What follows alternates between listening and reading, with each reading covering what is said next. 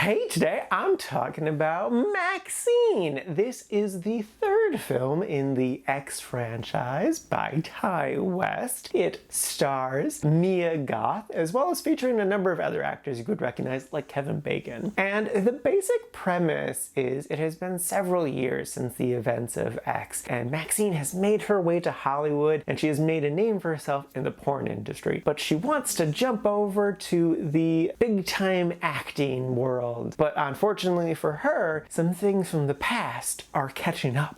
And it's pretty solid. I enjoyed this movie a good amount. I really liked that they kind of changed genres. This one's a bit more of like an 80s noir vibe, with definitely like a bit of like slasher elements in there, and there's some really good gore and really good kills at times, but it's more of the mystery and it's more of like the vibes and aesthetic rather than just like straight up people murdering everyone at every single chance for half the movie. Though there is a decent amount of murder in this. I think it makes sense to like keep it fresh, to kind of just like branch out a bit. Well, it still feels very connected to the other films. I really loved Mia Goth. She's what makes this whole series. I don't know if I would have enjoyed the series as much had it not been for her. She's such an incredibly talented actor and just always nails it. I think I'm just kind of sold now that if there's ever any new Mia Goth movies, I'm gonna go see it, no matter its Rotten Tomatoes score. I'm sure I'm still gonna have a good time just because she's there. I also really loved all of her outfits. They were just iconic, like every single one. I especially love the one where she like painted red on her eyes. That was really neat. I found the mystery really interesting too, and just like the ideas that they explored. I liked where it ended up. I think the third act was really interesting and fun. I wish there would have been maybe like a little bit more foreshadowing with how it was gonna go, but like there was stuff there. To me, it's on par with the other two. Like all three of them I've quite enjoyed. Like they're good, they're solid, they're fun. I definitely enjoy them and look forward to them. And I don't necessarily get blown away by them, but it's still a worthwhile and really fun experience. If I had to rank all three of the movies together, it would probably be first X, and then MaXXXine, and then Pearl. Though they're all right next to each other. I could see order easily changing, to be honest. So yeah, no, I definitely enjoyed this movie and would recommend it. You could go into this without having seen the other two. You definitely don't have to have seen Pearl. I do think it adds to the experience, but it's not mandatory viewing by any means. X would be helpful because then you definitely understand like kind of the trauma that she's just been through. I think you could go into this blind. Just I would encourage you to not. But at least watch X. X is great. But yeah, thoroughly enjoyed, definitely recommend.